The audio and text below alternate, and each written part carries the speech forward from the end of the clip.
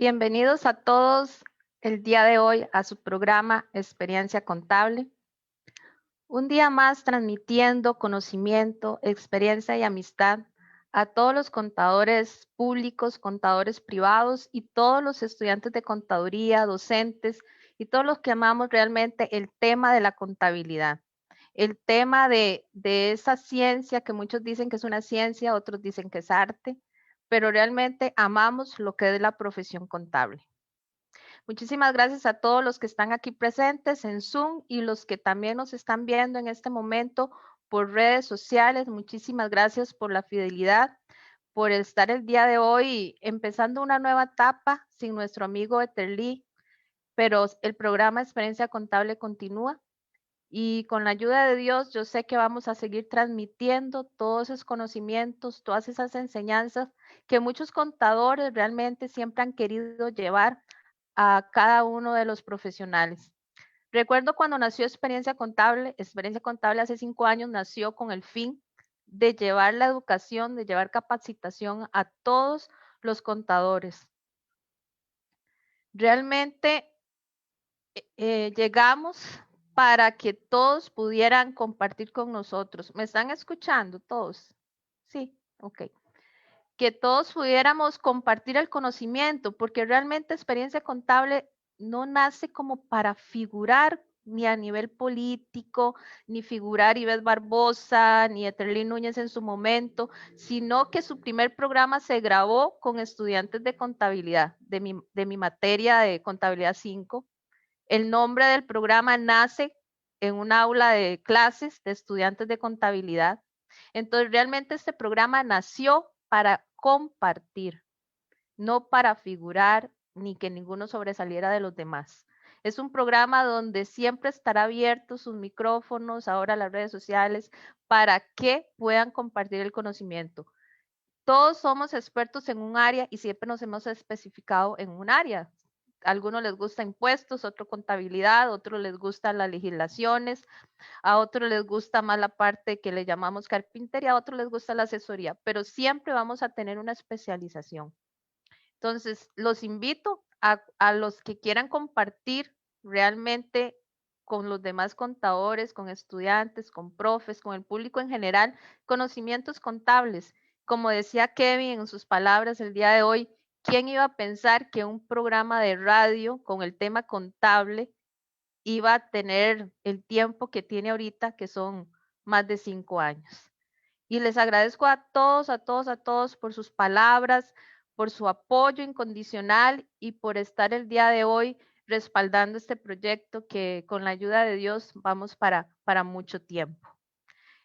Ya entrando en materia, como se dice, el día de hoy vamos a conversar sobre lo que es el tema de sociedades inactivas, pero enfocándonos especialmente en la parte de sus declaraciones.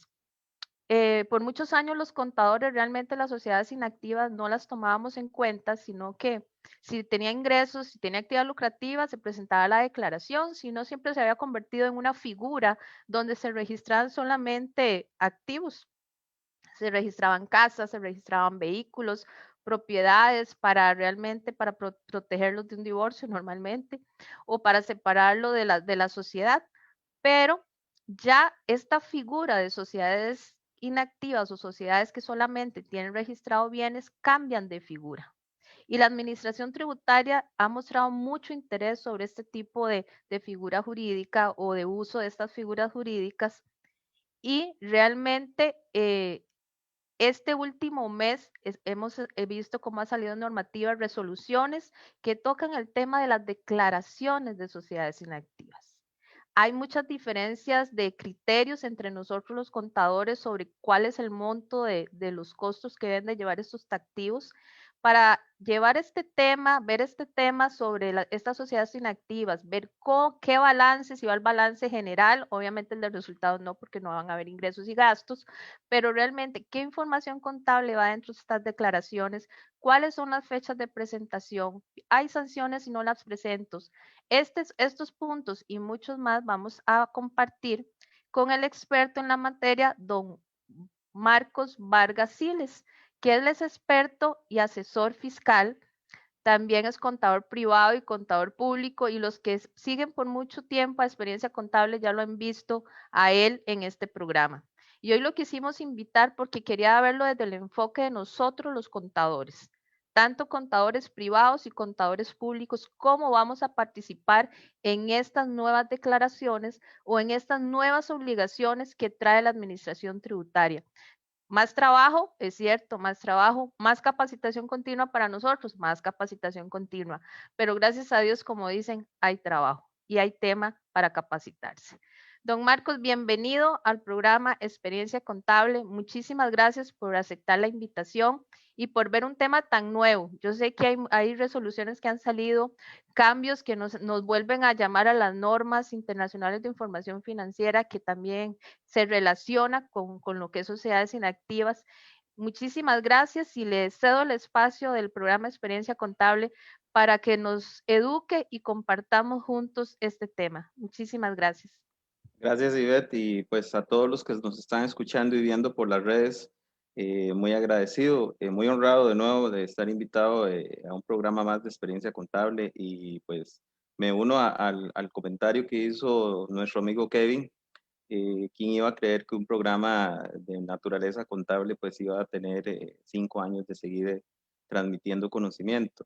Em, y ya entrando un poquito en materia y compañeros, todos los que nos están escuchando, tal vez dar un poquito un contexto general de esta nueva obligación, ¿verdad? Y para más adelante les doy una agenda de temas. Bien, Ivette dijo algo muy interesante. Este es un tema que tiene dos grandes aristas, ¿verdad? Obviamente una arista contable, que somos nosotros, obviamente, los profesionales en esta materia, los que debemos pues, llevar la batuta, y hay una arista legal tributaria que también debemos de conocer, entender y pues asesorar a nuestros clientes. Tal vez para dar un poquito de inicio, recordar nada más algunos aspectos que probablemente muchos ya lo han escuchado constantemente y ha salido en distintas capacitaciones y en distintos comentarios. Es un poco de dónde nace esta nueva obligación. Bueno, nace básicamente de una modificación a la definición de contribuyente que estaba en la ley 9635, y es ahí donde pues se marca, digamos, un cambio importante al definir el contribuyente como aquella persona que no solo ejerce actividades económicas sustantivas, ¿verdad? Sino aquellas personas jurídicas que aún no desarrollando actividades económicas, pues tendrán la obligación de presentar una declaración. La pregunta del millón es, ¿y por qué le interesa a la administración tributaria eventualmente conocer sociedades inactivas? Bueno, por muchísimos años se ha visto que las sociedades han sido un mecanismo para evadir impuestos, pongámosle el nombre que corresponde, ¿verdad?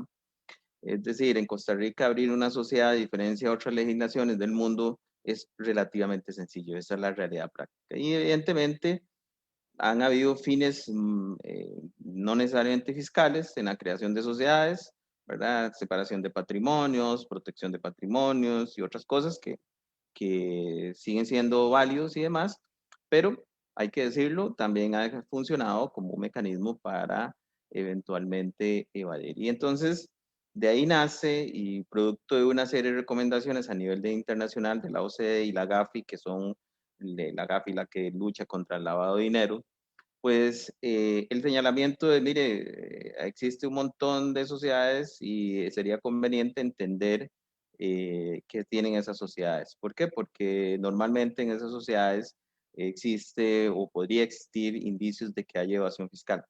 Esto no es solamente en Costa Rica, en España existe este tipo de obligaciones, inclusive en España van más allá, donde solicitan la declaración de esto con bienes en el exterior, inclusive, digamos, aquí en Costa Rica no sé si va a suceder eso, pero podría ser uno de los pasos, ¿verdad? Hay que entender que el fenómeno de la evasión ha trascendido fronteras y ya no es de naturaleza local, sino que pues en la fungibilidad de los recursos, en la movilidad del dinero, pues es fácilmente movible capitales hacia el exterior. Y entonces es de aquí donde nace este nuevo mecanismo. Se ha escuchado muchas cosas, unos podrían estar a favor y en contra, ¿verdad? Algunos han dicho ya, mire, para eso la administración tributaria tiene otros mecanismos, etcétera. Eso probablemente tiene un valor y probablemente hasta cierto punto es cierto. Sin embargo, digamos, hay que entender en un tema de economía en los procesos de fiscalización y por seguridad del contribuyente que probablemente el tener o el obligar al contribuyente a presentar una declaración, pues hará esto más sencillo hacia la administración tributaria. Entonces, les voy a compartir una agenda que quisiera pues que fuéramos desarrollando, ¿verdad? Y ir conversando un poquito sobre el tema, ¿verdad? Para ir entendiendo y dimensionando un poquito en dónde está, ¿verdad? No solo desde el punto de vista legal, que pues, es muy lógico pues conversarlo y entenderlo, pero también desde el punto de vista contable y entender que existen una serie de principios que deberíamos de considerar. Bueno, primero, ¿qué debemos tener en cuenta? Uno de los primeros elementos que nace, digamos, de esta obligación va a ser el tener una contabilidad. Y eso es un tema que lo resalta la resolución 38-2020, ¿verdad?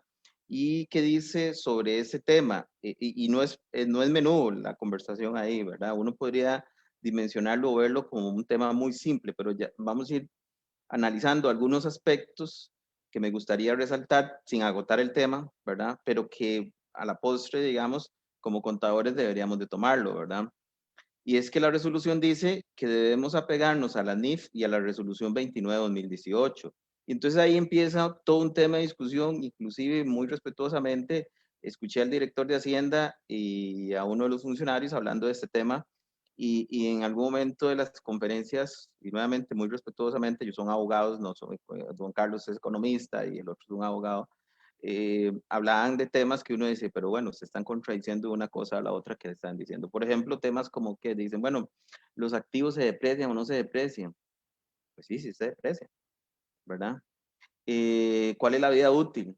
Bueno, pues de eso hay dos temas a conversar. La norma dice que la vida útil es por el tiempo que yo espero utilizar el bien.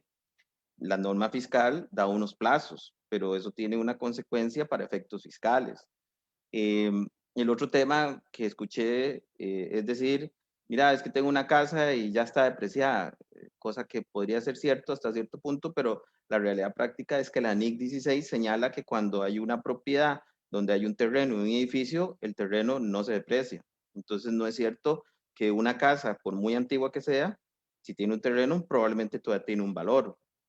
Eh, eso por hablar solo de algunos de los aspectos, pero entonces ahí lo que tenemos que entender tal vez es dos cosas. Uno, pues que sí hay un marco de normativa contable, que el artículo 86 del reglamento de impuesto sobre la renta, el 128 del Código de Normas y Procedimientos Tributarios, la resolución 29-2018, lo señalan como el marco de preparación de la información para efectos tributarios. Obviamente, haciendo las distinciones pertinentes que la resolución 29-2018 ha hecho respecto a ese tema. Entonces, lo que pasa es que la resolución 29-2018 está diseñada y pensada para contribuyentes que tienen una actividad económica. Y entonces la administración tributaria lo que quiere hacer es una señalización de cuáles son las incidencias que quieren para efectos fiscales que se desarrollen en la materia contable. Entonces, eso nos lleva entonces a la pregunta que si yo puedo llevar la contabilidad de acuerdo a la NIF. Sí, sí, tomando en cuenta lo que es el mismo artículo 86 del reglamento y es que para eso existe una conciliación fiscal, ¿verdad? Entonces, yo puedo apegarme a las normas contables, que debería ser la lógica, si quiero decir que estoy apegado a ellas, y hacer los ajustes correspondientes de acuerdo a la NIC 2, es decir, puentear, por decirlo de alguna manera, esas diferencias entre la normativa contable y la normativa fiscal. Pero entonces, solo para hablar de algunas cosas que como contadores deberíamos ir tomando en cuenta de normativa. NIC 16 es una de las normas que deberíamos de tomar en cuenta y todas las disposiciones que tienen que ver referente a la contabilización de activos fijos. ¿Y por qué digo la NIC 16 de primero? Pues porque normalmente la gran mayoría de sociedades estaríamos hablando de activos fijos, ¿verdad? Y entonces ahí tenemos que tomar en cuenta temas como depreciación, temas como activos que no sufren depresión y que tienen un valor constante, La resolución 29/2018 habla de que por preferencia el sistema tributario solo acepta el costo histórico, pero de nuevo, puedo llevar mi contabilidad de acuerdo a las bases de medición de las normas contables y hacer las correcciones mediante la NIC 12. Entonces, ese es otro elemento, digamos, a tomar en cuenta. Eh, Eso es una. La NIC 40, que eso también tiene que ver mucho con lo que pasa en sociedades que tienen activos mobiliarios, digamos, inmobiliarios, perdón, donde la NIC 40, todos los que estamos probablemente nos recordaremos que esta norma tiene que ver con el tema de propiedades de inversión y casi todo lo relacionamos automáticamente a esos activos que yo no uso para fines propios, sino que lo sea un tercero para su alquiler o su explotación, pero también dice la norma que para obtener plusvalías. Y entonces por ahí podríamos estar enfrente de una sociedad que tiene, digamos, esa característica, un activo para generar plusvalías y por lo tanto entra la NIC 40 a jugar. Y la NIC 40 entonces señala dos marcos de evaluación, obviamente el valor reevaluado y el método del costo histórico por método no preferente para la norma 40. Entonces, ya vemos que entonces tenemos que empezar a distinguir dónde tengo que ir a buscar la contabilización. Otra NIF que entra a jugar en esto, porque mucho se habla de lo que son bienes de naturaleza inmobiliaria, es decir, casas, edificios y todo esto, pero también hay que entender que hay bienes de naturaleza mobiliaria. Y por ejemplo, en ese caso entran todos esos activos como acciones, por ejemplo, que muchas sociedades de estas son de la naturaleza holding, es decir, tienen acciones en su haber. Entonces, la pregunta es, ¿y qué norma me toca ahí? Pues tendré que ir a revisar la NIF 9, ¿verdad? Y ver qué es lo que dice respecto a instrumentos financieros que se tienen solo como un mecanismo de tenencia de bienes para obtener, digamos, eventualmente dividendos en este caso. Entonces, vean que ahí empiezan a generarse una serie de situaciones de materia contable que nosotros pues deberíamos ir abordando en función de la realidad de esa sociedad inactiva. Si quisiéramos, pues obviamente decir que esta sociedad está pegada a las normas contables y tal cual lo pide la resolución que sale este año, ¿verdad? Entonces, esa es una primera dimensión del tema, ¿verdad? Entender que tenemos un marco contable, en algunos casos podríamos decir que inclusive complejo, que eventualmente nosotros tenemos que ir puenteando eventualmente los efectos fiscales con la NIC 12 y apegarnos a esto. Y eso es uno de los temas, digamos, que nosotros, primer elemento, digamos, que deberíamos de tener en cuenta, digamos, para este proceso. Entonces, ya veremos que no es tan menudo tema, digamos, el tema de una sociedad inactiva, sino que obviamente donde ya nos llevan o nos orillan, digamos, a la normativa legal vigente, pues entonces también nos están llevando a una serie de consecuencias en el manejo contable y fiscal que pues que hasta hace un poco tiempo tal vez ni siquiera estábamos tomando en cuenta porque no era sustancialmente relevante tal vez para los dueños de una sociedad, pero que hoy probablemente sí tienen una incidencia importante para efectos contables y fiscales. Entonces, ese es un primer aspecto.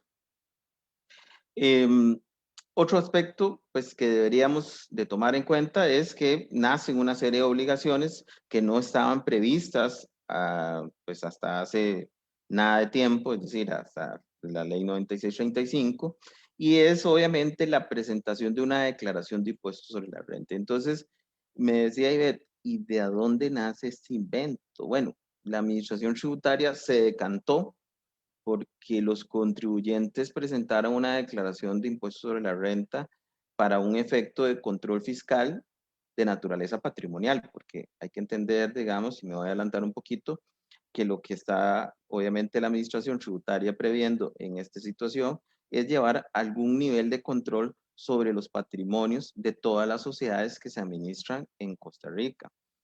Y les voy a ser muy sincero, digamos, hay muchos detractores del tema, pero sin embargo, ustedes pueden entrar a la página del Ministerio de Hacienda y consultan hoy la lista de personas que presentaron el registro de beneficiarios finales y van a encontrar más o menos 200 páginas de sociedades que no presentaron. Entonces, la pregunta es, ¿qué pasó? Bueno, pudo haber pasado un millón de cosas, pero entonces en el fondo pareciera que sí existe pues alguna necesidad de la administración tributaria empezar a sumar más información.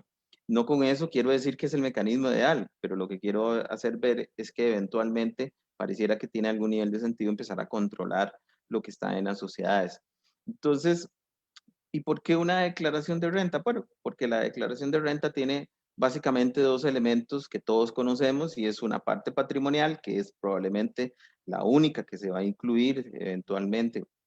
Ahí podemos analizarlo porque también se hablaba que si tengo que declarar los gastos de depreciación o si tengo que declarar, por ejemplo, si estoy llevando NIC 36 de deterioro, pues el gasto, digamos, del deterioro de activos fijos. En mi criterio, yo diría que yo podría llevarlos sin una consecuencia fiscal, por supuesto que no, no va a haber consecuencia fiscal porque no se está haciendo una determinación de impuestos, pero si quiero reflejar una incidencia contable, pues yo diría que no tiene ninguna mayor relevancia más que eso. Es decir, estoy reflejando la llevanza de una contabilidad vía la declaración de renta. Pero realmente el factor importante para efectos de esta declaración de renta es la parte patrimonial. Y eso es lo que dice la resolución 38-2020, digamos, donde lo que señala es que es necesario reflejar los activos, pasivos y capital. Y entonces es la pregunta del millón que nos podríamos hacer, ¿y por qué es que tenemos que reflejar los activos, pasivos y capital? Bueno, de esto hay que hacer una conexión con un término que probablemente vamos a escuchar más recurrentemente y es el de incremento patrimonial no justificado. Y no me voy a adelantar al tema, pero nada más lo voy a justificar en este sentido. Se entenderá como un incremento patrimonial no justificado aquella mm, afloración de un patrimonio que no probablemente guarda alguna incoherencia con los rendimientos o los pagos de impuestos que ha hecho el contribuyente. Y entonces, normalmente, ¿dónde se refleja ese afloramiento de ese patrimonio? ¿En un activo o en un pasivo? Y ya les voy a explicar por qué en un pasivo o en una aportación de naturaleza de capital. Entonces, obviamente, es ahí donde se está conectando lo que dispone el artículo 5 de la ley de renta referente a incrementos patrimoniales no justificados y pues eventualmente en el balance, digamos, de esa sociedad. Y entonces de ahí es que nace obviamente que la declaración se vuelve un mecanismo para reflejar esa información eventualmente para determinar si existen, y no será todos los casos. Esto ha generado cierto como temor a los contribuyentes de si la administración tributaria va a fiscalizarnos, etcétera. Ya el director inclusive de Hacienda lo ha dicho, digamos, obviamente para habilitar estos procesos, y ya vamos a hablar de eso en la parte de incrementos preliminares justificados, pues no es en automático, no es porque presentamos una declaración que mañana nos están notificando la administración tributaria, pero sí hay un hecho de que las declaraciones de impuestos va a ser un primer elemento para iniciar un proceso de investigación. Y bueno, ya salió en los medios algo público, que fue, por ejemplo, el caso de don Gerardo Corrales, donde pues se le llamó y se le consultó sobre un vehículo pues de alto valor que para el periodo que estaba siendo sujeto de revisión parecía que no guardaba una coherencia, digamos, entre los ingresos declarados en ese periodo y el valor del vehículo que adquirió ese mismo periodo. Tema que, les voy a ser honesto y me voy a retroceder en uno de los elementos de la contabilidad y que en mi opinión es uno de los temas que pues sí nos tiene que preocupar un poquito. Y es que evidentemente, como cualquier cosa, pues existe un debido proceso y en lo que se llama incrementos preliminares no justificados, uno de los elementos para considerar es que esto se da bajo una premisa fundamental y es que los incrementos patrimoniales no justificados básicamente son presunciones relativas.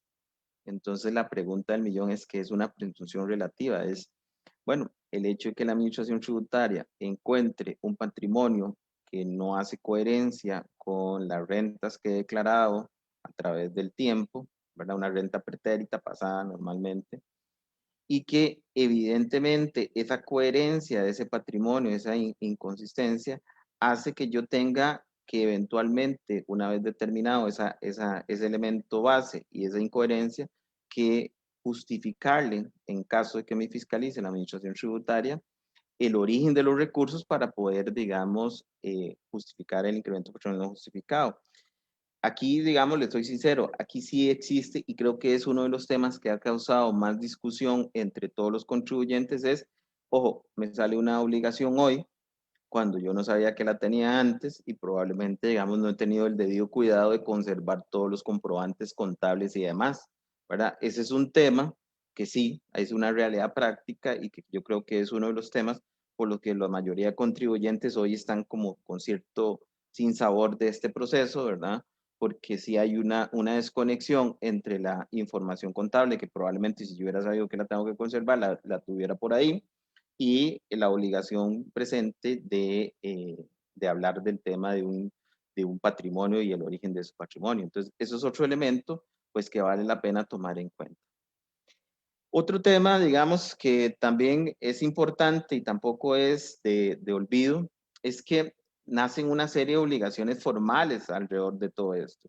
Y una, por ejemplo, de las obligaciones formales que resalta esta resolución de recientes semanas es el deber de actualizar la información tributaria del contribuyente, es decir, la administración tributaria o de oficio hizo una inscripción de todas las sociedades mercantiles y hago aquí, resalto, sociedades mercantiles, y ya les voy a explicar por qué, hizo la inscripción, digamos, como contribuyentes, como sociedades inactivas, más sin embargo, pues todavía queda de parte del contribuyente actualizar la información del representante legal, número de teléfono, domicilio y demás.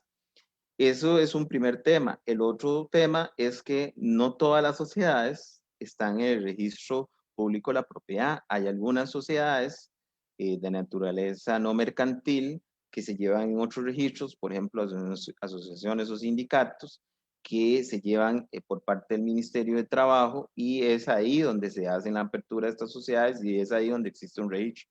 Entonces, estas sociedades que Hacienda no tiene un mecanismo de conexión automática, como si lo tiene con el registro, esa sí tiene la obligación de activamente ir a hacer, si está en un estatus de inactiva, de ir a hacer la inscripción hacia la administración tributaria. Entonces, eso es importante porque nosotros tenemos que velar porque nuestra cartera de clientes, hablando de los contadores, pues efectivamente todas las sociedades inactivas que tengan, pues efectivamente estén debidamente inscritas ante la administración tributaria, considerando que algunas de estas, que no son de naturaleza mercantil, pues no son de inscripción automática, más la actualización pues de la información. Entonces, ese es otro de los temas que debemos de tener presente. Ahora nos hace una obligación de mantener al día la información que señala el reglamento de gestión y fiscalización y que señala en cuanto a la información del representante legal y demás información de la sociedad. Entonces, de ahí nacen otras obligaciones más. Entonces, esto tal vez es donde yo creo que también ha creado como cierta zozobra entre los contribuyentes porque dice, pucha, bueno, nos están naciendo nuevas obligaciones, ¿verdad? Por ahí tenemos el impuesto a las personas jurídicas, ¿verdad? Y el timbre de educación y cultura, que ya existía y esta obligación se mantiene, pero hay que resaltarla que de nuevo pues hay que tener presente esta obligación dentro de las sociedades inactivas. ¿Por qué? Porque recordemos que el impuesto a las personas jurídicas, por ejemplo, la no cancelación de este impuesto inhabilita la posibilidad de hacer movimientos en el registro de estas sociedades. Entonces, no es la primera, y ya esto venía pasando, donde las sociedades pues tienen algunas limitaciones respecto a la movilidad de patrimonios precisamente por no mantenerse al día en este impuesto. Otra de las obligaciones que nace con este tema y que ya, bueno, que nace no, que ya existía, pero que también debemos de tomar en cuenta es el registro de beneficiarios finales, ¿verdad? Y por eso les decía que si ustedes se ingresan a la página de Hacienda en este momento a consultar cuántas sociedades no presentaron el registro de beneficiarios finales, van a encontrar que andan alrededor de 300 páginas, no sociedades. Sociedades deben de ser miles las que no han presentado este registro de beneficiarios finales. Por muchos motivos, porque no tienen firma electrónica, por un montón de motivos, pero probablemente hay una buena parte de esas sociedades que también obedecen a una serie de situaciones probablemente irregulares y que precisamente ahí es donde la administración tributaria pues le interesa ir a tocar la puerta a ver qué es lo que está sucediendo. Entonces, vean ustedes que el tema se va llenando de cosas, ¿verdad? Esto se va llenando de cosas y es donde nosotros, pues, les decía en otra capacitación, donde tenemos que entrar a asesorar a nuestros clientes. Digamos, una de las partes que yo creo que nosotros con esto que estamos conversando es dimensionar todos estos aspectos, porque precisamente sobre esta base es que nosotros se nos van a presentar muchos posibles clientes nuevos y algunos otros viejos a preguntar, ¿y ahora qué hago yo con esta sociedad? Entonces yo debería tener de alguna manera conceptualizado todos estos elementos para poder ir justificando, digamos, la adecuada presentación de la declaración. Hay que recordar que todo esto que estamos hablando al final del día va a terminar en un tema y es una declaración de impuesto de la renta con un patrimonio que va a declarar, pues que eventualmente tiene sus repercusiones hacia el contribuyente, ¿verdad? Entonces, este es otro de los temas que deberíamos de ir tomando. Uno de los elementos que habla claramente la resolución es que no se podrá desinscribir la sociedad, ¿verdad? Ya las sociedades ya no podrán desinscribirse como lo hacíamos antes, ¿verdad? Cuando yo quería, pues, quitar el deber formal de presentar declaraciones ante la administración tributaria, pues simplemente iba y me inscribía y eso automáticamente me deshabilitaba a mí de presentar declaraciones ante la administración tributaria. Hoy ya eso no existe y ya no puedo hacer ese mecanismo. La única manera de desinscribir totalmente una sociedad es cuando la sociedad realmente desaparece de la vida jurídica y es la única forma de que la administración, en buena teoría, Hacienda va a conocer esto porque eso se hace en el registro de la propiedad. Con las municipalidades también hay un tema, digamos, las municipalidades se le da un mandato de no inscribir nuevos patentados si no se demuestra que tengan una actividad económica distinta, obviamente, al de una sociedad inactiva. Entonces, ese es otro aspecto que debemos de tomar en cuenta. Vea que aquí entonces empiezan a cruzarse datos, la administración tributaria, pues, por decirlo así, nacional, con las administraciones tributarias locales, traducido municipalidades. Entonces ya esto de alguna manera existe hace ya un tiempo, ¿verdad? Ya han habido inclusive procesos de fiscalización de ambas entidades. Tuve el caso de una entidad donde la administración tributaria llegó y le dio la lista a la municipalidad de Tibás y le dijo, mira, por cierto, aquí están toda la gente que yo tengo inscrita con domicilio en Tibás para que vayas a ver si realmente tienen tu patente al día. Y así pues la municipalidad empezó procesos de fiscalización a muchos patentados que no tenían su patente, valga la redundancia. Entonces, vean que aquí es otro mecanismo de control que la administración tributaria ha instaurado. Uno de los temas también que no podemos desconocer es la relación que existe entre estas sociedades inactivas tenedoras de bienes principalmente con la relación de ganancias de capital. Las ganancias de capital, como ustedes lo saben, y no me voy a detener a explicar eso, porque creo que eso ya lo hemos hablado en distintos foros, pero tiene una naturaleza de que son generadoras de rentas pasivas en general. Pero también eh, hay dentro del capítulo de ganancias de capital todo un tema de cómo se llevan las ganancias por variaciones patrimoniales. Es decir, cuando yo pues me desprendo de un bien y eso genera obviamente una ganancia. Y entonces ahí sí, vean que de nuevo se unen una serie de temas contables con este otro tema que es un nuevo impuesto que no tiene que ver con rentas o actividades lucrativas, sino que tiene que ver con el hecho de tener una propiedad, un bien mueble, inmueble, y el desprendimiento de ese bien mueble, inmueble. Entonces, ¿qué dice la ley respecto a eso? Bueno, dice que hay un mecanismo de evaluación, tanto, por ejemplo, para acciones, tanto para terrenos. Por ejemplo, en terrenos habla que la determinación de la ganancia se va a realizar por medio del valor de adquisición, el valor de mejora y más una actualización de esos factores por índice de precios al consumidor. Entonces, vean que ahí entonces nace ahora sí, sí, y esto me lo han hecho la pregunta, ¿valdrá la pena hacer este tipo de ajustes? Bueno, la pregunta es, ¿cuál es la intención con ese bien? Porque pareciera que si la intención va a ser, obviamente, la venta eventualmente de ese bien, tiene algún sentido hacer lo que la ley prevé. Y eso también implica una diferencia con las normas contables y entonces eventualmente también algún tema con NIC 12. ¿Por qué? Porque la NIC 12, su marco de alcance dice que es para aquellos impuestos que se determinen por diferencia entre ingresos, es decir, por mediante un ingreso y una serie de costos. Y entonces, esas específicamente las alcanza la NIC 2. Entonces, eso es otro de las incidencias que yo debería considerar para efectos de lo que es ganancias de capital. Entonces, en este sentido, con el tema de ganancias de capital, lo que quisieras que ustedes consideren es que tenemos que hacer una revisión porque si ustedes analizan lo que es ganancias, olvidémonos por un segundo de las rentas, que las rentas obviamente en el momento que existan rentas de naturaleza inmobiliaria, pareciera que existe alguna actividad económica, aunque la ley dice que no es, que son rentas pasivas, pero pareciera que entonces ya no están inactivas y tienen otras actividades económicas. Pero las que sí tienen una ganancia, sea porque se liberó unas acciones, porque se vendió un terreno, porque se vendió un vehículo, etcétera, ahí sí tenemos que irnos a la ley y estudiar cada una de las formas en cómo se determina las ganancias de capital, digamos, y tomar en cuenta que esas sociedades pues también tendrán su forma y obviamente su relación de lo que se viene declarando con lo que eventualmente tendré que presentar una declaración de ganancias de capital en el D162. Entonces, eso es otro aspecto que me han preguntado. Me dice, bueno, ahora nace la obligación de presentar un D101. Y entonces ahora, ¿qué pasa cuando yo venda una propiedad? Entonces, ¿tengo la obligación de presentar el de ganancias de capital? Efectivamente, tiene la obligación de presentar el de ganancias de capital. Lo explicó el director de Hacienda en un momento en una entrevista. Los que se dedican a rentas de naturaleza mobiliaria y inmobiliaria, es decir, a cobrar mensualidades, por ejemplo, de alquileres, ¿tendrán que presentar el D101? No. Tienen que presentar la declaración, pues, que le corresponde, el de 125 o el de 149.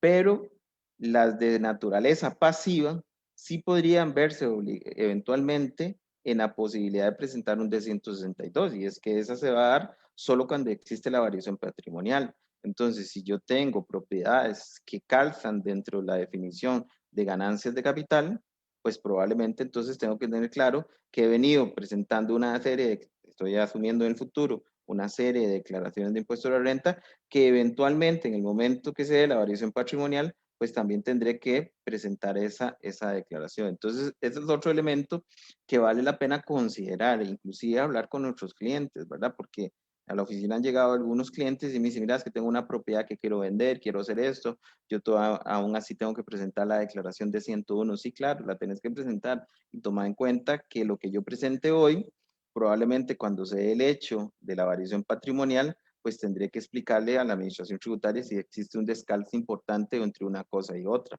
Entonces, ese es otro aspecto que deberíamos de ir tomando en cuenta. Un tema, pues, que es el que realmente podríamos decir que es uno de los elementos más fuertes por lo que existe la intención de controlar esto, es lo que se llama un incremento patrimonial no justificado. Y entonces ahí nacen una serie de inquietudes que me gustaría pues que abordáramos. ¿Cuáles inquietudes? Y voy a hablar probablemente de una de las más polémicas y que han dicho la administración tributaria, y es, ¿qué pasa con los periodos prescritos, por ejemplo?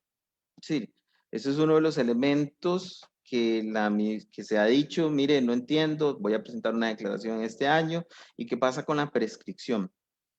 La prescripción, tal vez para ubicarnos en el contexto, debemos entenderla como un instituto jurídico de protección tanto para el auditado, el contribuyente, como para la administración tributaria de alguna manera.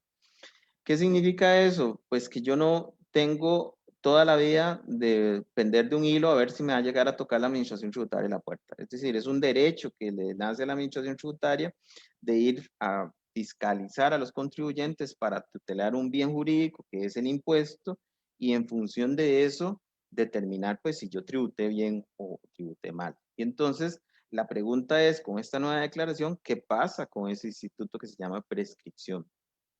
La prescripción sigue operando, y eso es algo bien importante, porque lo primero que hay que decirle a la gente es, ¿desde cuándo? Bueno, esta es la primera declaración, y todo aquello que ya esté prescrito, es decir, que tenga más de 4 años, como le dice la ley, pues la administración tributaria no podría ir a fiscalizarlo. ya está prescrito. Precisamente el instituto de la prescripción es el elemento que yo puedo esgrimir y decirle a la administración tributaria, no me puedes auditar porque ya está prescrito. Y entonces, ¿cómo funcionaría eso eventualmente en bienes registrables? En bienes registrables. Pues entonces yo tendría que demostrarle a la administración tributaria, valga la redundancia, que ese bien yo lo tengo inscrito más años atrás de los que ya estarían eventualmente prescritos. Y entonces es un elemento bien importante y eso de alguna manera pues trae algún grado de tranquilidad a las personas porque mucha gente me dice, mira, es que yo tengo bienes desde hace 50 años. Bueno, qué dicha, porque ya entonces el origen de eso la administración tributaria no lo puede ir a inspeccionar ni a investigar. Ya está prescrito, digamos, eventualmente. Entonces, ese es un elemento que sí vale la pena resaltar. Ahora, sí hay un tema, digamos, que deberíamos de aclarar y es que la prescripción sigue operando, sigue dándose, sigue funcionando con los mismos periodos de tiempo. Hay que dimensionar que la prescripción tiene dos posibilidades y es la prescripción ordinaria, ¿verdad? En el sentido de los 4 años que habla el Código de Normas. Y hay una prescripción especial que es la de 10 años. Y para esa prescripción especial se tienen que haber dado, pues básicamente, tres condiciones. Uno, pues que no haya presentado una declaración de impuesto en su momento, ¿verdad? Teniendo la obligación de presentarla. Eso habilitaría la posibilidad de que la administración tributaria se extienda a 10 años. Dos, que la declaración presentada aún así se considere que era fraudulenta, es decir, que tiene indicios de que esa información es de naturaleza fraudulenta. Y tres, el no inscribirme como obligado tributario. Entonces, esos habilitan la posibilidad de que la prescripción se extienda a más de 10 años. Y entonces, ahí tal vez la consideración y el temor que deberíamos de tal vez de tener los que estamos en este tema es que probablemente yo como muy buen argumento podría señalar, mire, ya esta casa, este bien, lo tengo desde el 2000, por decir algo. Entonces ya está prescrito la obligación de demostrar el origen de los fondos, totalmente de acuerdo. Sin embargo, digamos, si por ejemplo se da en este marco de los 10, lo que sí podría pasar eventualmente es que la administración tributaria tenga un nuevo indicio para ir a fiscalizar al socio de la sociedad, es decir, la persona física. Porque la pregunta es, este señor en el tiempo, durante este periodo de 8, 5, 6, 7 años, qué curioso, nunca presentó una declaración de renta ni tiene ningún elemento, digamos, que me haga demostrar que fue contribuyente dentro del país. Entonces, ahí podría existir, que no lo ha dicho la administración tributaria y probablemente no sea necesaria el mecanismo inmediato, pero podría existir la posibilidad de que la administración tributaria pues ingrese y diga, sí, ya no, ya el bien, ya no puedo ir a hacer, pues a justificar o a desarrollar la teoría de incremento personal no justificado, pero sí podría existir la posibilidad de que llegue y esta persona, este contribuyente, esta persona física, que por eso les decía que se genera con el registro de beneficiarios finales, eso es lo importante de todas estas cosas, vean que no es casualidad, existe una interconexión entre todos estos elementos, donde la administración tributaria diga, ojo con esta persona, pareciera que no tiene un patrón de comportamiento fiscal acorde con los bienes que posee y ya no voy a ir a fiscalizar la sociedad, sino lo que voy a ir a fiscalizar es la persona, digamos. Entonces, ese es un tema importante a considerar, que ahí podría eventualmente, no digo que sea la norma, probablemente van a trabajar más sobre el periodo de 4 años, pero podría existir esa situación. Otro elemento, digamos, en lo que es el incremento patronal no justificado, es que es una presunción relativa, les decía ahora. ¿Y eso qué significa? Bueno, que yo como contribuyente no es que me determinan una variación de patrimonio y automáticamente la administración me va a hacer un ajuste, sino que la administración tributaria me va a invitar, una vez que logre demostrar dos cosas, pues el incremento del patrimonio y la incoherencia de mis rentas, de mis rendimientos a través de una serie de tiempo probablemente de rentas pretéritas. Entonces me va a decir, mire señor, pareciera que usted no tiene los suficientes recursos para que posea esos bienes. Entonces necesitamos que venga y nos explique qué es lo que pasó, ¿verdad? Entonces, esta presunción de naturaleza relativa lo que nos da es un espacio para que el contribuyente pueda descargar prueba. Eso es lo que se llama inversión de la carga de la prueba. Es decir, yo como contribuyente puedo ir a demostrar el origen de las rentas. Y entonces ahí tiene varias posibilidades. Número uno, que sean rentas que ya declararon, salarios, eventualmente dividendos, regalías, etc. Dos, que estaban exentas o no sujetas, ¿verdad? Y eso, pues hasta el año pasado existían algunas rentas de esa naturaleza y todavía hoy, por ejemplo, lo que son herencias y donaciones. Bueno, que ahí entra un tema, a ver, hoy hay un tema, digamos, esto ya es más un tema doctrinal, pero se supone que los incrementos patrimoniales no justificados tienen que ver con patrimonios de naturaleza onerosos, es decir, que implicó una transmisión de que yo tenía recursos y lo di, porque claro, existen otros que son de naturaleza lucrativa y eso tiene que ver, por ejemplo, que me lo preguntan también, con herencias o legados, cuando por ejemplo a mí me donan algo pues si a mí me donan algo, pues yo no tengo que demostrar necesariamente el origen de los fondos más que decir que me lo donó.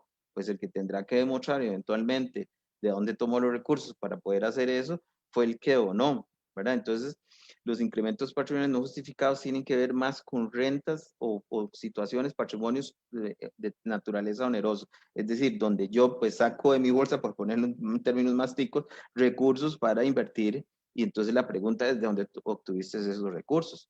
Los de naturaleza lucrativa tienen que ver más con patrimonios que vienen producto pues, de herencias o de donaciones y que ya las digo, el que tendrá que ir a justificar eventualmente el origen de eso es la otra persona, no necesariamente yo, que eso es otro aspecto importante porque muchos me dicen, mira, pero es que esto yo recibí por donación y pues entonces si tenemos eso, que es un proceso legal que se lleva, pues le presentaremos a eso a esa documentación a la administración tributaria y ya será la administración tributaria la que determinará si quiere ir a fiscalizar a la otra persona que realizó el proceso de donación, ¿verdad? Entonces, vean que con este tema de los incrementos patrimoniales no justificados, pues tiene una serie de aristas, pero también tenemos una serie de condiciones que tienen que darse para que a mí me haga un proceso de fiscalización. No es nada más simplemente porque presento una declaración que el día de mañana la administración tributaria me va a llegar a tocar las puertas, ¿verdad? Entonces, esa parte es la que en buena teoría ya la administración tributaria ha señalado que está creando pues un plan para determinar indicios de cuáles serían los contribuyentes que tendrán que presentar eventualmente pues una justificación ante incrementos preliminares de naturaleza injustificada, ¿verdad? O por lo menos que en principio se podrían decir que son de naturaleza no justificada. Entonces, eso es otro de los elementos que tenemos que tomar en cuenta. Otro elemento que tal vez es interesante inclusive estudiar, digamos, a los que trabajamos en finanzas y números y contabilidad, es que nuestra legislación es un poco vaga en cómo se determina un incremento patrimonial no justificado. Y ahí los invito, por ejemplo, a estudiar un poquito la legislación peruana. La legislación peruana, por ejemplo, tiene todo un capítulo desarrollado de lo que es incrementos patrimoniales no justificados. Y entonces vienen dos métodos para determinar los incrementos patrimoniales no justificados. Entonces, que eso la administración tributaria aquí en Costa Rica también lo hace, sin embargo, no está regulado en un reglamento. Probablemente eso es uno de los temas que sí hubiera valido la pena que la nueva ley hubiera traído para nosotros entender sobre qué bases nos van a ir a fiscalizar. Y, por ejemplo, esta legislación habla de que se determina incrementos patrimoniales justificados, injustificados, precisamente bajo los balances de las compañías, más, por ejemplo, el consumo que existió durante el periodo fiscal. Y entonces esos dos elementos, lo que creció el patrimonio más el consumo, entonces yo lo voy a revisar contra los ingresos para ver si existe alguna coherencia de parte de las declaraciones tributarias. Entonces, ese es otro mecanismo, digamos, aquí no tenemos esos mecanismos para cómo determinan los incrementos patrimoniales no justificados, sino que aquí básicamente es, pues se encuentra un patrimonio por parte de la administración tributaria, ¿verdad? Y pues eventualmente una incoherencia con las rentas y yo tengo que ir pues a justificar eso. En otras legislaciones, ya les digo, la peruana es muy interesante porque tiene estos mecanismos bien esbozados, bien desarrollados y los contribuyentes saben cómo es que le hacen una determinación de un incremento patrimonial no justificado. No es un proceso así. Eso es otro tema que me han preguntado, por ejemplo, con el tema del dinero.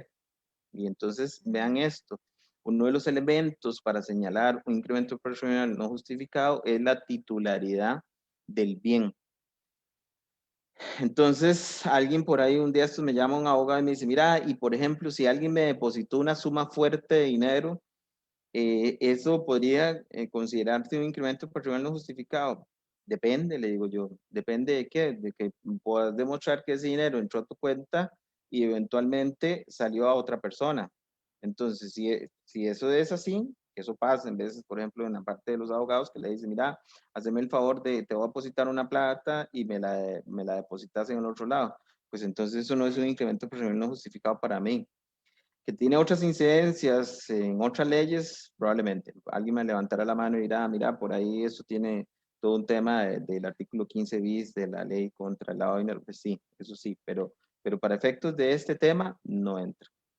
Don Marco, Sí, escuchando su ponencia y viendo todos los puntos que usted nos ha dicho el día de hoy, realmente esto de declaraciones de sociedades inactivas es una combinación realmente de muchos puntos relacionados con las empresas, lo que es, digamos, la parte de normativa en la normativa financiera.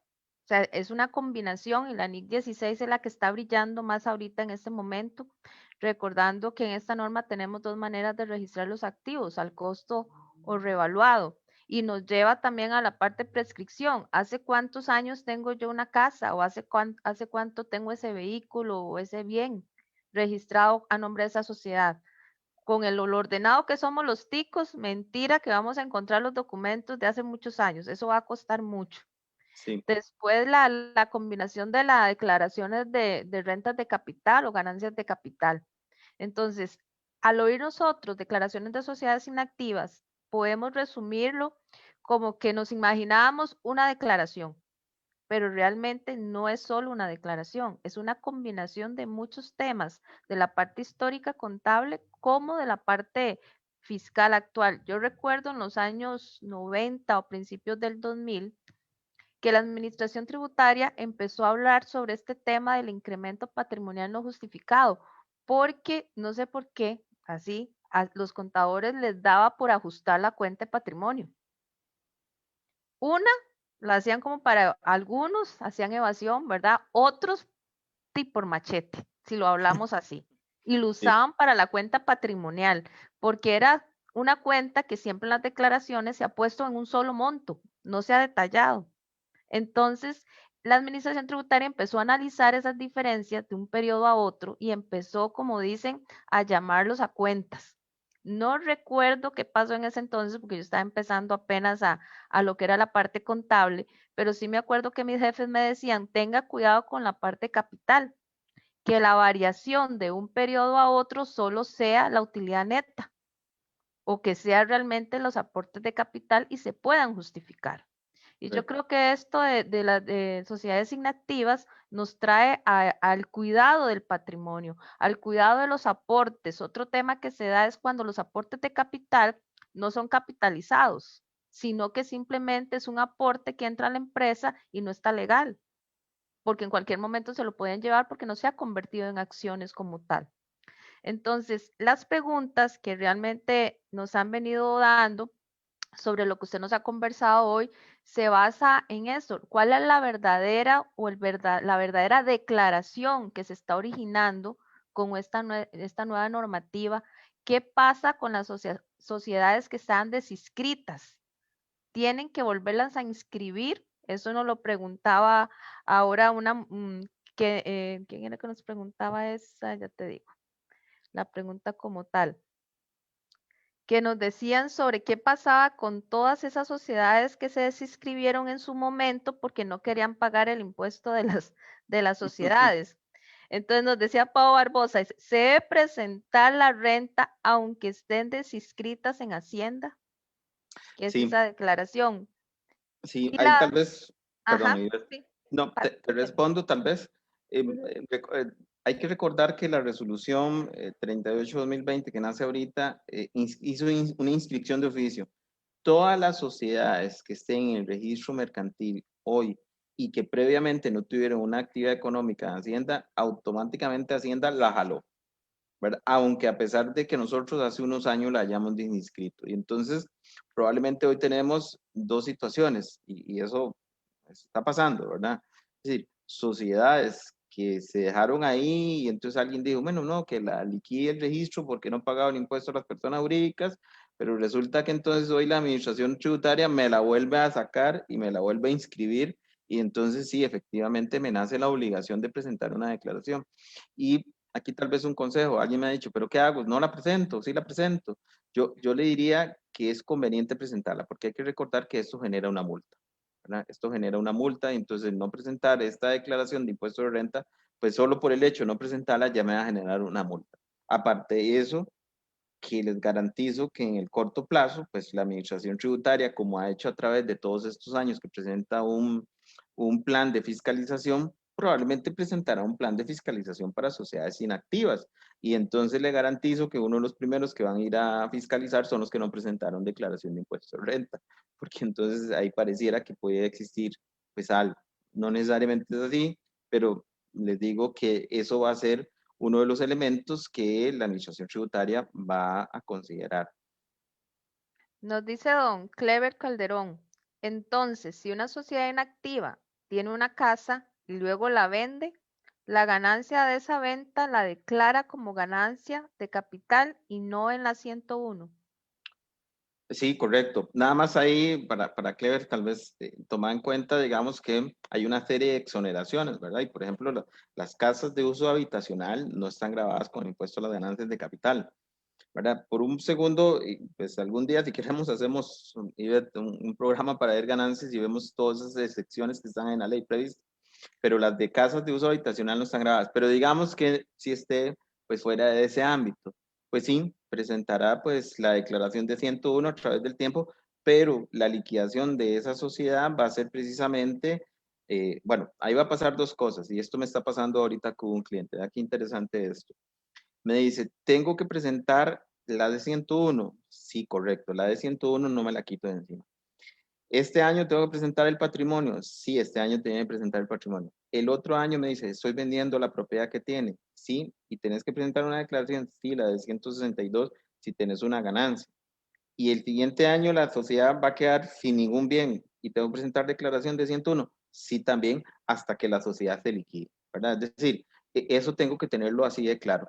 Es una obligación permanente, Es, entonces. es permanente Va a ser y permanente. ya es permanente, correcto. Después nos tocan el punto de que usted habló sobre las sociedades y las fundaciones. Ujú. Siempre ese tipo de figuras se han quedado casi por fuera de todo lo que son las obligaciones que significa una materialidad de pago. Y siempre se consideraba que solo la de 101, nada más se registraba los ingresos no grabados y todo lo demás. Sí está teniendo afectación ahora con lo que son sociedades inactivas, porque casi siempre lo relacionamos con SAs, ¿verdad? Sí, sí, porque ya lo dice y lo dice la resolución 38, es toda entidad jurídica, no solo las mercantiles.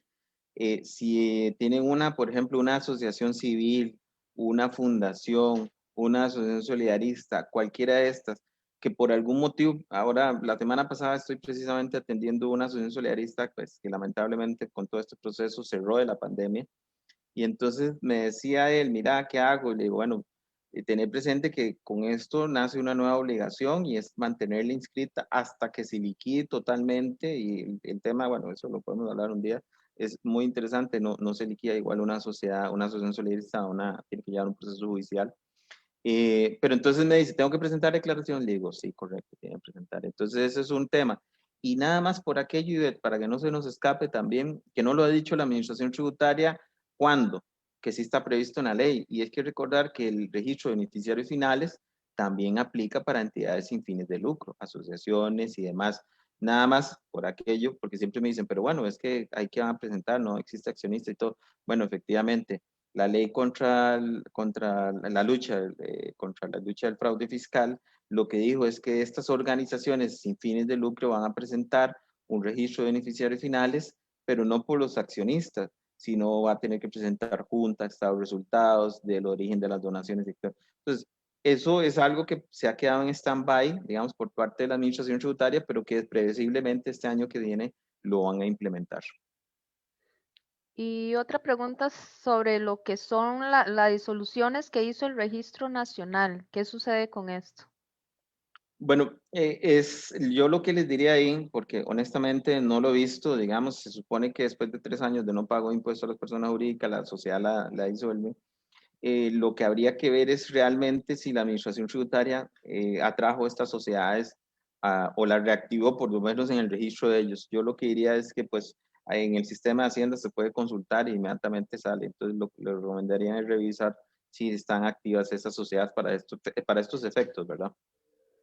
Las sanciones. ¿Se ha comentado algo sobre las sanciones por no presentar las declaraciones sobre estas sociedades? Sí, sí, claro, le aplican las sanciones por la no presentación de declaraciones, ¿verdad? Por ahí escuché un colega que dijo que le aplicaba la del artículo 83. Eso me parece una imprecisión. Hay que ver si eventualmente la administración tributaria va a salir con algo así, pero el artículo 83 tiene que ver con el deber de informar, no el deber de declarar. El deber de declarar está en el artículo 79 del Código de Normas y Procedimientos Tributarios y es una sanción pues más pequeña, digamos. Entonces, pero sí, sí hay una sanción por no presentar esta declaración. Don Marco, como para resumen y para aclarar también a todos los que nos están escuchando y nos escucharán después de este programa en diferido, no es que se está generando una nueva declaración, no es que se está haciendo un formulario nuevo, sino que es la misma D101 la que van a tener que presentar estas sociedades porque no están teniendo una actividad lucrativa y lo que tienen en este momento es registrados bienes a nombre de estas sociedades. Sí, Correcto. eso es muy importante, Betty, y creo que eso hay que llamar a la calma. Tal vez, obviamente, traté de abordar el tema lo más amplio posible, ¿verdad? Porque me parece irresponsable, pues, necesariamente darle las posibles aristas. Y hay más, todavía no hablamos, por ejemplo, que me han preguntado, mira, antes, y lo voy a decir, hace unos años era práctica normal de los abogados de que, mira, se vende un terreno por ahí, pero ¿qué valor? Ponerle 100,000 pesos y así se iba, ¿verdad? Exacto. Y entonces hoy llegan y dicen, ¿y cómo hago para declarar eso? Y entonces no tengo el costo histórico. Bueno, es uno de los problemas que van a tener práctico de cómo demostrar el costo histórico de esa transacción. Pero bueno, eso es otro tema. Pero efectivamente, digamos, número uno, ya verán que hay elementos como la prescripción, que es importante resaltarla. Número dos, no se crea un nuevo impuesto, que por ahí se andaba diciendo que es que había un nuevo impuesto al patrimonio y todo eso, no existe nada de eso. Segundo, en su momento se habló de un formulario, el de 135, la administración tributaria lo eliminó y se decantó por ir por el de 101, es decir, dijo, vamos a presentar el de 101 como mecanismo para esta declaración. Entonces, sí, efectivamente, y ya don Carlos dijo, no hay nuevo de 101 para este periodo, por lo menos. Entonces, es el de 101 que toda la vida hemos conocido. Hay que revisar pues todos estos aspectos que hemos estado conversando. Debemos de asesorar pues a los clientes en la aplicación de la norma contable y pues las consecuencias legales, obviamente ya hemos hablado de algunas de ellas, pero efectivamente no hay ni un nuevo impuesto ni una nueva declaración, es simplemente la misma que siempre hemos conocido, nada más que ahora extendido a estas sociedades inactivas.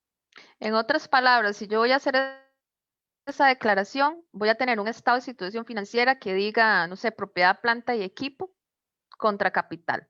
Eso es lo que iría en estas declaraciones. ¿Sí? O eventualmente, y les decía yo que los incrementos patrimoniales injustificados normalmente tienen dos aristas y esa no la hablamos, por eso le digo, el tema Ujú. da para mucho. Sí, Es es muy amplio. los activos, ¿verdad? Por un lado, y también los pasivos ficticios o falsos. Entonces, Exacto.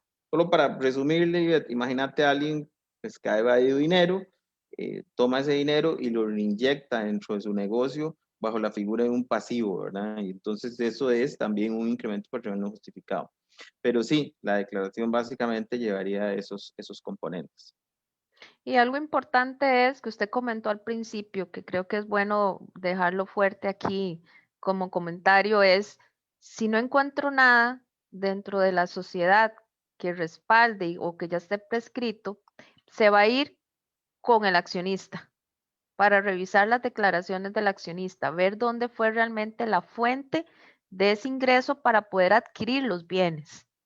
Sí, Entonces, casi que ese es el fin de la administración tributaria con estas declaraciones, porque yo recuerdo cuando uno hacía la contabilidad de personas físicas, ¿verdad? Uno decía de ahí, banco 10 millones contra el capital, que era la utilidad que generaba, ¿verdad? Pero si esa utilidad de esa persona física viene y lo aporta en una sociedad, la justificación va a ser su declaración de renta como persona física. Porque correcto. puede decir, tuve una utilidad de 10 millones en mi negocio personal y lo invertí en una casa y aquí está la prueba. Entonces, muy importante y le recomiendo a todos los que nos han estado siguiendo que vean los puntos que nos puso don Marcos. Realmente a mí me gustó mucho la presentación y especialmente por eso no lo interrumpí con preguntas, porque son aristas de lo que conlleva esta declaraciones de sociedades inactivas, que va desde lo que es las normas, lo que son rentas de capital, lo que es la prescripción, lo que es la declaración de 101, que es la que vamos a presentar, y realmente conlleva todo lo que va realmente respaldado la teoría de esta nueva normativa o nueva obligación tributaria que nos viene para este periodo 2020. Don Marco, así como resumen, y no sé si los que nos acompañan en Zoom no nos han escrito ninguna pregunta, no sé si alguno quisiera preguntar directamente ya antes, ya para irnos, que usted me diera como un resumencito de puntos claves, como que usted tuviera un cliente al frente y usted le diga, usted tiene que tener cuidado en este punto, en este otro punto y en este otro punto. Muy Y si no, interesante. tranquilo, ¿verdad? Sí, sí. No, yo creo que ahí, Ivette, inclusive en la oficina hemos desarrollado pues una guía, digamos, llamémoslo de esa manera, en este sentido, y con mucho gusto les voy a dar algunas referencias a eso, es decir, esto no es secreto. Número uno, yo creo que uno debería tener lo primero una entrevista con el posible cliente en materia contable. ¿Y por qué hablo de una entrevista? Porque necesitamos profundizar varios aspectos. Número uno, ¿qué documentación, soporte contable tiene el cliente? ¿Verdad? Porque se darán cuenta ustedes que a través de las entrevistas con los clientes nos topamos de todo.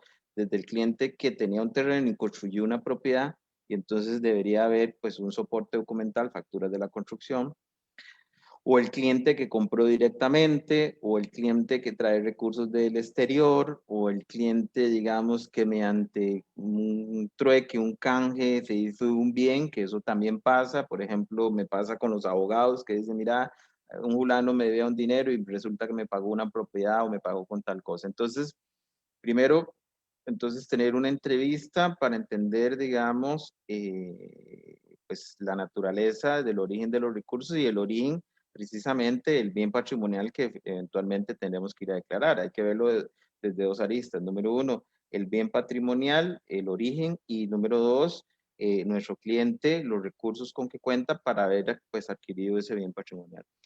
¿Para qué es todo esto? Porque eso nos dará una mejor claridad de qué posición encuentro yo frente a eventualmente un proceso de fiscalización de la administración tributaria, ¿verdad? Pues obviamente si tengo documentación que me abonde todos estos temas, pues yo podría pues justificar adecuadamente. Eso es un primer tema.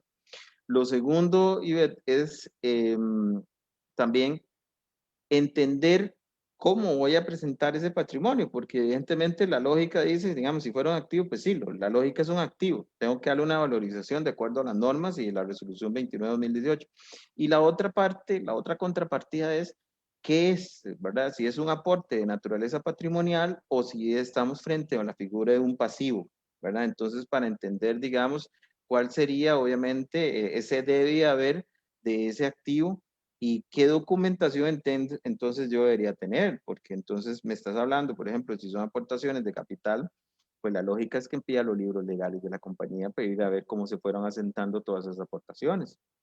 Y si fuera un pasivo, entonces uno esperaría que existiera una documentación de respaldo de ese pasivo, inclusive que eso es un tema de nuevo, y ahí es donde tenemos que ir profundizando con el cliente en este análisis, tenemos que irnos a las NICs, ¿verdad? Por ejemplo, en el marco conceptual, y uno de los temas es la naturaleza de un pasivo, y un pasivo debe tener una fecha cierta de cancelación. Entonces, y me tocó hace un tiempo en una consultoría, alguien me decía, es que yo tengo registrado eso como un pasivo. Y le digo, ¿y hace cuánto no lo pagas? Hace como 10 años, está ahí eso, dando vueltas. Y era el mismo socio. Entonces, pareciera entonces que de acuerdo a la definición de las normas contables, ya no estamos frente a un pasivo, sino una aportación de patrimonio. Entonces, Exacto. ese es el otro aspecto, debería ir a ir a analizar la incidencia contable para darle la adecuada configuración en el balance patrimonial, que en la declaración va resumido, pero cuando preparemos la contabilidad yo debería pues justificar todos estos elementos, ¿verdad? Entonces, ese es otro elemento que yo debería considerar en este proceso. Un tercer elemento, digamos, es ir a estudiar cualquier elemento relacionado al activo, si hay limitaciones, si está hipotecado, si fue asentado en el registro de la propiedad por el valor de adquisición o fue otro valor, que eso ya les decía, pasa. Es decir, entender bajo las circunstancias en que ese elemento fue justificado, porque hay que recordarse que la cuantía del elemento del activo es donde eventualmente la administración tributaria va a ir a medirnos, ¿verdad? No es lo mismo que yo diga que la propiedad vale 1 millón, 2 millones, 20 millones, eso va a depender obviamente de todos estos otros factores. Entonces, eso es otro tema que deberíamos de estudiar pues en detalle para, digamos, asesorar a nuestros clientes o nosotros mismos pues revisar las circunstancias que nosotros tenemos. Entonces, eso es un poquito, digamos, como ese panorama, si lo Es queremos ver de una conocer a manera. nuestro cliente, don Marco. Sí, es Es que conocerlo, es es, conocer el cliente y su forma de manejar sus finanzas. Sería más o menos para poderlos nosotros asesorar sí, y es que ver cómo muy registrarlo. curiosamente, en clientes activos, si tenés un restaurante, un hotel, entonces uno entiende el debe, el ver, sube plata, baja plata, es decir, de dónde viene. Pero cuando nos llega un cliente con una de estas cosas, es como, ups, necesito empezar desde cero, ¿verdad? A conocer toda Exacto. la historia de ese bien. Don Marco, me quedan solo 3 preguntas, pero Sí. creo que son de respuesta corta. Tenemos a don, tenemos una pregunta acá sobre un cliente que se inscribió a una casa y recibió aportes de diferentes fuentes de ingreso, Ujú. propios, ayudas de familia, y no tiene facturas de cuánto al final costó la casa. ¿Qué se hace en esos casos?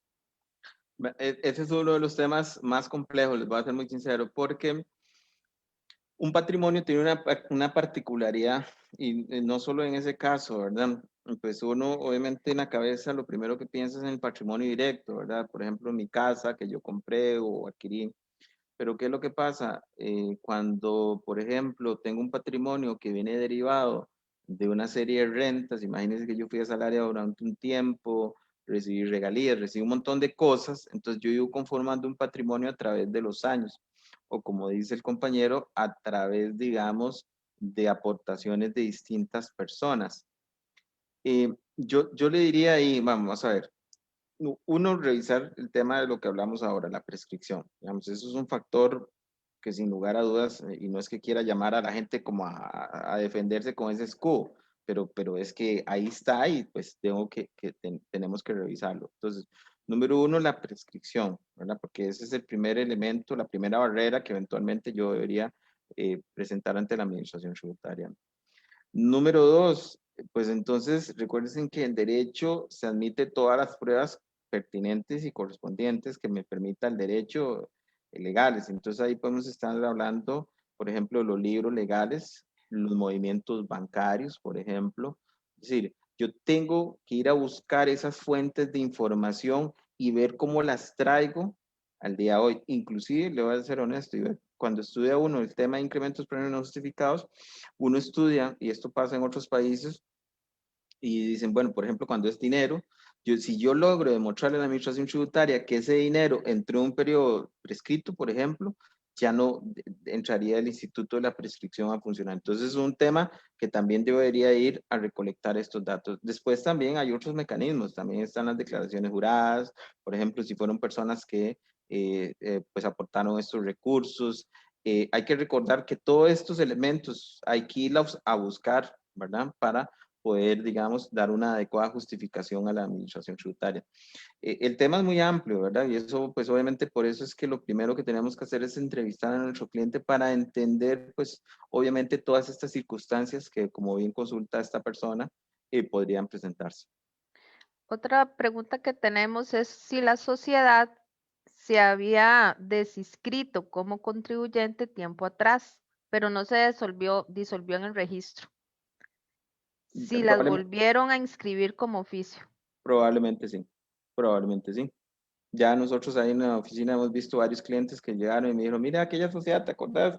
Que no operaste como 3 o 4 años. Resulta que de nuevo me mandaron una notificación y efectivamente la administración tributaria prácticamente toda la base de datos del registro de la propiedad las activó de nuevo. Y por último, don Jorge Madrid Castro nos pregunta, si el único activo de una sociedad inactiva es un bien inmueble que se lo donó una persona física asalariada, que es el socio principal, el valor que se va a incluir en la D101 es el valor fiscal actual, que esa es una pregunta que se hace mucho, que cuál es el valor que se registra, si el valor fiscal, el valor en libros, y si está en cero, el valor, porque ya han pasado muchos años. Esa es una Sí, pregunta que creo que es la que más se está haciendo ahorita. claro. Ahí de nuevo nos tenemos que ir a las normas contables, que realmente ahí sí deberían de ser la base.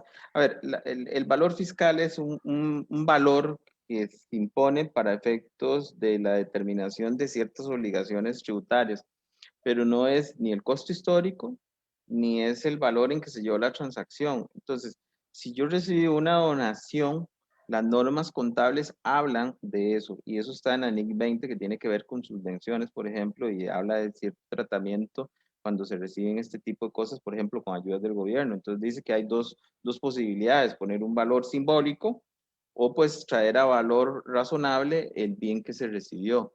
Entonces, habría que revisar, digamos, en este caso, si hay interés de registrar ese activo por ese valor, pues razonable para efectos de cumplir con la norma contable y pues presentar un valor, ¿verdad?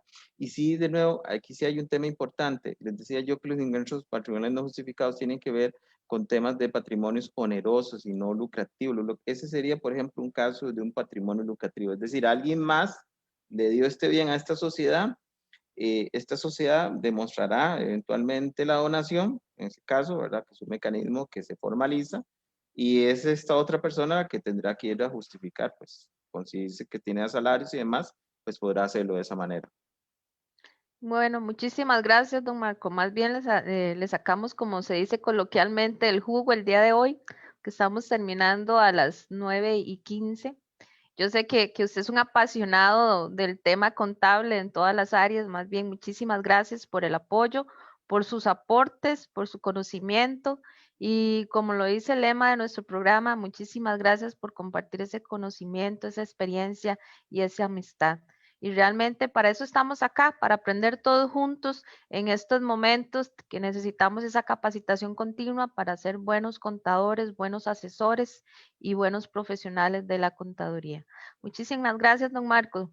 Se despide, por favor. Y muchas gracias y a todos los que nos escucharon, espero que pues esto les ayude un poquito en este tema y quedo a las órdenes de ustedes. Yo sé que esto es un tema pues que a la postre siempre tiene muchas aristas y ahí me encuentro a las órdenes. Y de nuevo un placer estar con usted en este programa y muchas gracias por la invitación.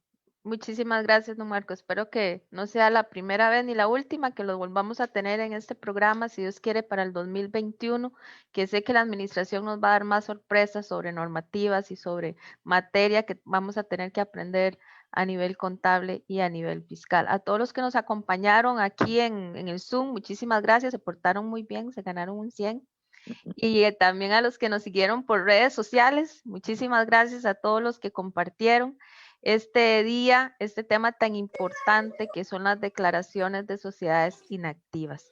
Nos vemos, si Dios quiere, la próxima semana. Muchas gracias a nuestros patrocinadores TPC Group y Big Sai por estar con nosotros apoyando este proyecto. Nos vemos, si Dios quiere, la próxima semana a partir de las 8 de la noche. Muchísimas gracias.